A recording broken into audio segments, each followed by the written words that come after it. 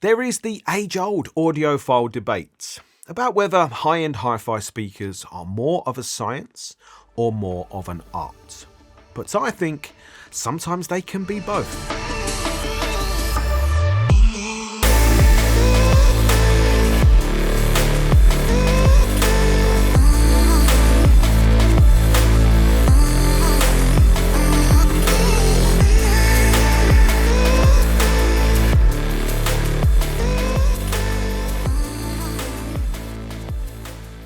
This is my video review of the Estelon AURA speakers that you can see there behind me. And these are very high-end hi-fi speakers that are very much a piece of art. Some people might call them a work of art. And these are very different to a traditional, what we might call a box speaker. And Estelon has been on my speaker manufacturer bucket list. So it's great. It's been great for me to have a set of their speakers here to review, but really it's just been great to have some of their speakers at home to spend some time with. The AURA is in fact the entry-level speaker from Estelon, but this is far from entry-level hi-fi, I'll warn you of that now.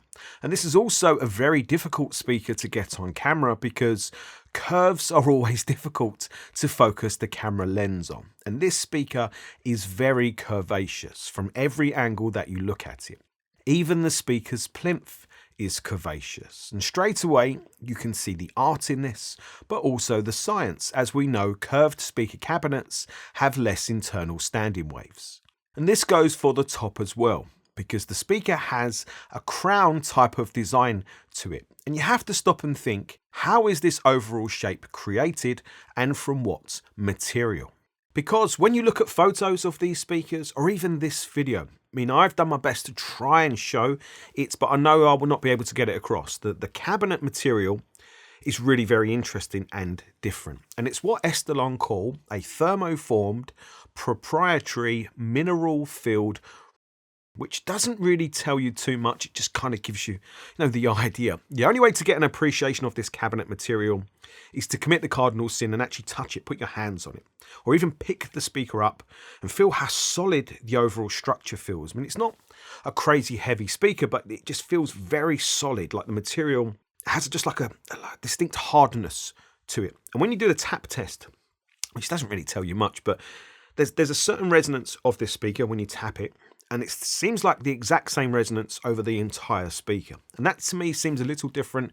And the whole thing just feels different to like a traditional, MDF, even the very best MDF box type of speaker. It's just different. So again, like, if you get a chance to see it up close and touch it up close, I would take it because it's an interesting part of this speaker's design. And again, this is a real mixture of art and science because it's a lovely cabinet to look at, but it's also extremely inert. And we know that's great for reducing the speaker cabinet's sonic coloration. But I think the danger of designing a speaker with this type of form factor is the inevitable audiophile assumption. And just check the comments of this video and you'll see if anybody has written that this is just a lifestyle speaker, and that implies it can't possibly be any good. But what does a lifestyle speaker even mean, and why is it a dirty word? Because I think really when we think about it, the speaker that fits into your life or into your home is the best speaker for you regardless of what anybody else says. But I understand that the potential negativity of the lifestyle speaker design. But I think there is a part of that here that has to be with this lovely form factor. I think Estelon are thinking about, somebody having this speaker in their very modern apartment or very modern, maybe smaller sized home where somebody can have a lovely speaker and not, upset or piss off their significant other, or maybe piss off their neighbors too much as well. Because yes, the floor footprint is about the same size as most of the other larger tower speakers I have had in here recently. And the AURA are very tall speakers, but they actually feel the least intrusive in my room of any speakers I have had in here for a long time. And I think that must be the benefit of their curved design. And they are wine glass like slender speakers. And that means they don't dominate your eye like big chunky speakers do. And you can see that when I put them side by side with my SVS Titans. The AURA make the curved Titans look boxy. They also sound lively and really very sprightly at medium to lower volumes. So this is not a speaker that you need to, crank the volume to wake them up, which I think could be really useful and important for a lot of people. And their bass, it's very smooth and very extended, but it's also not crazy in its output. So you could have these in an apartment. You wouldn't need to crank the volume, and you wouldn't upset your down, up or side neighbors, right? So that's a very real world. So yeah, is that lifestyle or just real world, thing to think about? It's very important for a lot of people. And yet, as a speaker, they can still do some really impressive audiophile things, such as three-dimensional, fully holographic imaging with really precise placement of instruments or musical elements within a very three-dimensional soundstage. So if you are a soundstage type of audiophile, well then, this beautiful speaker with this lovely aesthetic will still tick that box for you. I think it's likely that the Aura's design was led by its industrial design. But from a driver point of view, I think it's all been led by the tweeter, which is a 1-inch ScanSpeak illuminated textile dome, which has a waveguide set into the cabinet that you can only just about see as it's very slight. The tweeter used here is a little bit special, and I can see why Estelon have chosen it, because it is lightning fast, like crystal clear and lightning fast. So details, transient, clarity, details are really its strong point, fantastic, especially with instruments like piano. They can sound really clear and just really detailed. But interestingly, it doesn't have like the hardness or that metallic edge that you can sometimes get with metal dome tweeters. So it kind of rides the fine line between the two really nicely. That means there's just a little bit of softness with this tweeter, but it is very fast. It's very standout. It's very present. It's a very clear treble that you can't hide from it. Like, it's really, really present and really clear. And I do really like that. It's great.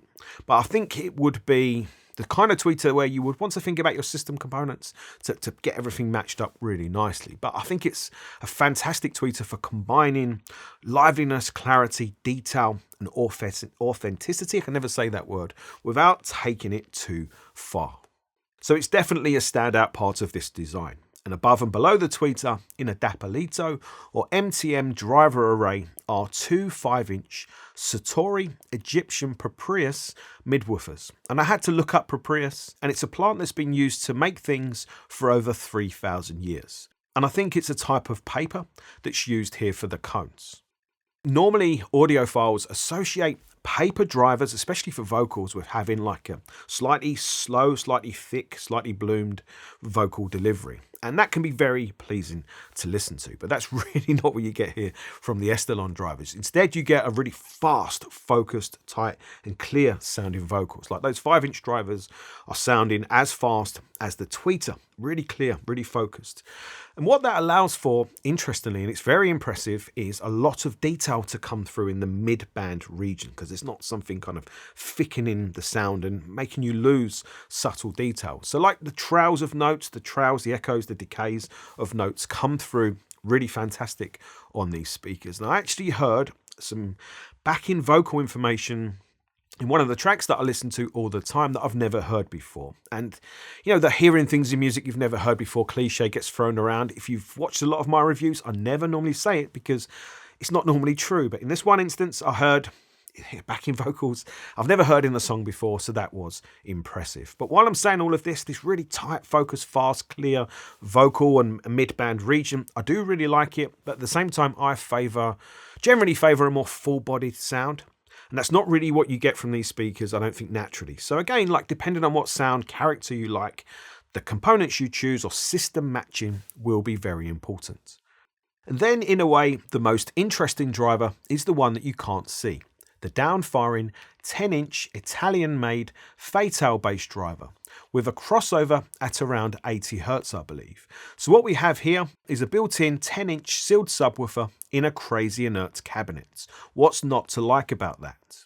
And I think Estelon have gone as big as they can with that bass driver, obviously to maintain the Aura's lovely form factor, but they've needed to have a bass driver that can be fast as those 5-inch mid-range drivers, and really as fast as that tweeter. Like I said, I think the design's led by that tweeter. And that's exactly what you get here from that 10-inch bass driver. It is very fast, but it's also very smooth. I love how smooth the bass is from its transitions, and I'll talk more about this shortly. But what you have here is very fast, very clear, very open, transparent sounding audiophile high-end speaker.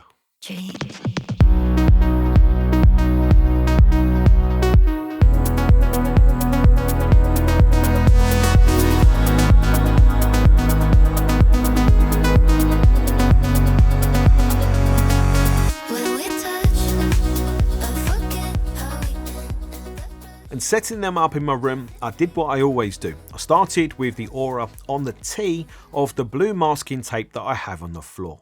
And straight away, the treble clarity, the speed, that all stood out to me, as did the speaker's overall clarity and transparency. The see through the speakers onto the music delivery, this was all evident straight away. And I could also hear where the Aura was trying to spread the sound from a width point of view. But in my room, which has a longer but narrower shape, meant I had to really think about their towing. And it was really interesting to mess around with the Aura's towing, because I actually preferred a slightly towed in presentation, because that gave, like I said, the treble a little bit more spice at the top, which meant it could really come through clear with piano keystrokes. And the way piano sounded on these speakers was really fantastic for the clarity of each individual keystroke notes. But what I found at the same time was there was just a little bit too much presence in the vocal region, which I am very sensitive to. So what I actually did was tow the speakers out just a little bit to kind of offset that. So a smoother, more easy to listen to vocal for me. And then that sacrifice was just a little bit of that clarity to the piano keystrokes and the tweeter. However, I think with a bit more patience and some different system components, I think I probably could have had the best of both. And then that would have been, a really fantastic sound. I did really like the scale or the sense of height from both the vocals and the high frequencies. This was very standout. And the overall soundstage felt nicely extended and tall. And I do really like this because not all speakers do this. And I really liked the overall liveliness and energy and speed of the Aura in the mids and highs, as it feels like it's communicating the music to you in a more direct, less filtered way. And all of this is very much a clear step up compared to my reference speakers, the SVS Titans. They sound a little more laboured by comparison, factoring in the big price difference and the fact that these are very much chalk and cheese designed speakers in literally every way. But perfect sound for each individual is all about balance. And I did struggle just a little bit to find the right balance of the bass quantity for my own personal taste, because regulars to this channel will know I listen to a lot of bass heavy music. I have a fully acoustically treated listening room with a lot of bass traps, which means this smaller listening room can handle a lot of bass, and as a result of that I like to listen to music with a lot of bass, especially the bass heavy music stuff that I listen to. And it was interesting, messing around with the Aura's placement in this room, because I could hear straight away they're designed more with like a linear bass delivery, like a flatter frequency response. That sounded pretty clear to me. And I could find a spot in the room which gave me very much that, a very linear sounding bass. And what do I mean by that? Well, it means like as notes go up and down, or as instruments play bass notes, everything sounds pretty linear, in terms of the volume. But as bass notes go deeper, they don't necessarily come and hit the room with the same impact as a different type of bass frequency response does. So it's interesting differences. But like I said, I found a nice sweet spot for them in the room, which was a very even spread, smooth delivery of bass. So I could listen to stood up bass notes with a bit of guitar or a big double bass. I could hear all of those notes really, really clearly. The instrument was very tall in the soundstage. Like I said, the height of the sound that these speakers deliver is really impressive. And their three-dimensional soundstage, like the clarity of the instrument sat in space, was really focused. So that's like very impressive audiophile stuff. But then when you switch over to electronic music, like the pressure that hits the room was nice and smooth and even, and there was a nice amount of it, a satisfying amount. But for my personal taste, it would have been lovely to have some kind of control to turn the bass up maybe 3 or 4 decibels, something like that. But this type of smooth, very smooth delivery, very detailed delivery, and And what I'm going to call like a modest bass output will make the Aura more flexible for non-acoustically treated listening rooms, for having them closer to walls or closer to corners of the room without causing the same problems that other speakers might do. So that comes back to real life and real world situations, and I think that's all very important to a lot of people. And that is an area where the SVS Titans do deliver sound that's a little bit more to my taste, because they have huge bass output, like they are speakers and subwoofers all in one. And that's the reason why I have them as reference speakers. That's the reason why I like them. But kind of coming back to the real world situation, using the Estelon AURA, I think a lot of people could maybe push them closer to walls or boundaries to get more bass out of them, which is what a lot of people do anyway. But for me personally, I would want to pull them out into the room, put them closer to that T position that's on the floor down there in the masking tape. And then I would just use subwoofers to control the amount of bass to make it more to my taste. And that wouldn't really require much. It would require fast subwoofers, but not necessarily much. So I'm just thinking back to my review recently of Rel's T9X Red. If I still had those here, 2 of those in this room would have been fantastic. Then I could have got absolutely everything: soundstage, tone, speed, clarity, real clarity, and the bass presence that I would have wanted. And then that system would be cooking on gas. But there is a few more things to think about here. Firstly is amplifiers. The Aura are very demanding speakers in terms of amplifiers. The spec sheet says they drop to 2 ohms at 58 Hz. So ideally, you need an amplifier comfortable of driving 2 ohm loads, with a good amount of power if you want to play them loud.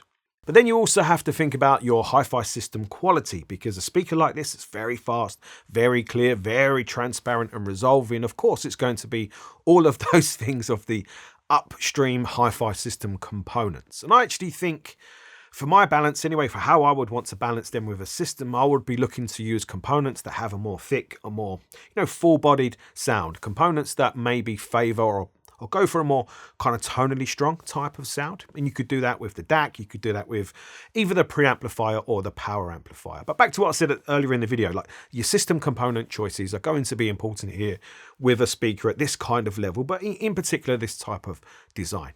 To explain this a little further, in my reference system, the DAC I use is the Chord Electronics Hugo TT2, and I set it to its filter mode 4 to ease off the highs a little and flesh out its sound a little. And then I tested and compared 2 exceptionally good integrated amplifiers: the famous Griffin Diablo 300 and the new King on the Block Diablo 333. And the Aura showed me super clearly the big differences in these amplifiers, with the 333 sounding the much better of the 2, as it showed me much more of what the Aura can deliver in terms of their expansiveness and what I'm going to call the development of the soundstage. The 333 gave music a greater sense of energy, while also sounding more relaxed and more silky, and just with a greater sense of ease. And that really matters with speakers like this, especially at louder volumes.